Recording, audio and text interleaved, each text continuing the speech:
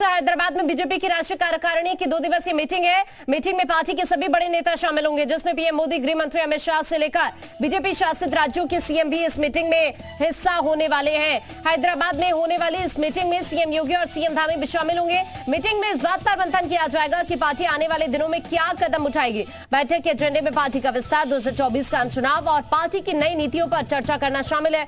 इसके साथ ही ये भी चर्चा होगी कि ऐसे कौन से क्षेत्र हैं पार्टी के अधिक कार्यकर्ताओं को शामिल किए जाने की जरूरत है। प्रधानमंत्री नरेंद्र मोदी बैठक को संबोधित भी कर सकते हैं। आपको बता दें, करीब 18 साल बाद ये मीटिंग हैदराबाद में होने जा रही है। तेलंगाना के लिए भी ये मीटिंग महत्वपूर्ण है। वो इसलिए कि बीजेपी ने यहां से अपने मिशन साउथ एजेंडे पर जोर दिया या देने की कोशिश बीजेपी की यहां पर होने वाली है। तेलंगाना में अगले साल विधानसभा चुनाव भी होने। एक और खास बात है कि सीएम योगी ने स्थानीय बीजेपी यूनिट की तरफ से चार मीनार के बगल में स्थित भाग्य लक्ष्मी मंदिर में जाने का निवेदन भी स्वीकार कर लिया है।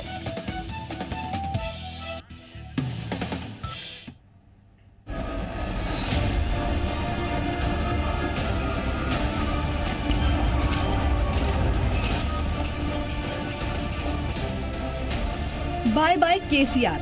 हैदराबाद में बीजेपी की राष्ट्रीय कार्यकारिणी की 2 दिन की बैठक का मकसद यही है।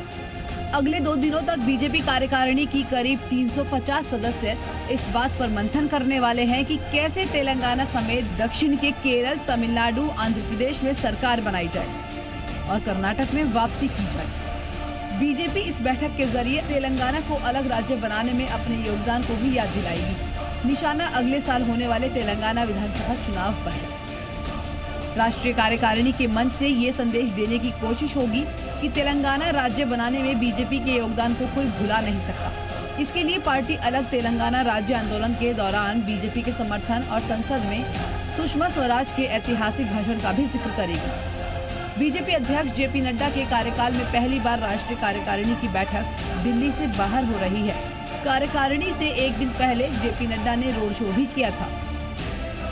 भारतीय जनता पार्टी के हमारे तमाम जो बड़े नेता हैं वह सभी इस बैठक में रहने वाले हैं। हमारे जो प्रदेशों के मुख्यमंत्री हैं वह भी सब आएंगे, उप मुख्यमंत्री भी रहने वाले हैं।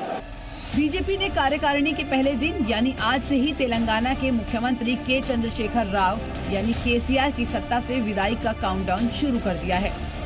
बीजेपी ने ऐलान किया है कि आज से 522 दिन तक केसीआर मुख्यमंत्री हैं और उसके बाद सत्ता परिवर्तन होगा। बीजेपी अपने दम पर राज्य में बहुमत की सरकार बनाएगी। कार्यकारिणी की शुरुआत होने से पहले ही बीजेपी ने कार्यकारिणी के 119 वरिष्ठ और कनिष्ठ नेताओं की 119 विधानसभाओं में 49 घंटों की ड्यूटी लगाई है। इनमें कई केंद्रीय मंत्री भी शामिल हैं। हैदराबाद में कार्यकारिणी के समापन के बाद 3 जुलाई को प्रधानमंत्री नरेंद्र मोदी की परेड ग्राउंड में बड़ी रैली होगी। इस रैली में बीजेपी शासित राज्यों के सभी मुख्यमंत्री मौजूद होंगे। दक्षिण भारत में मोदी मैजिक को भुनाने की क्या रणनीति बनती है, इस पर सभी की निगाहें टिकी।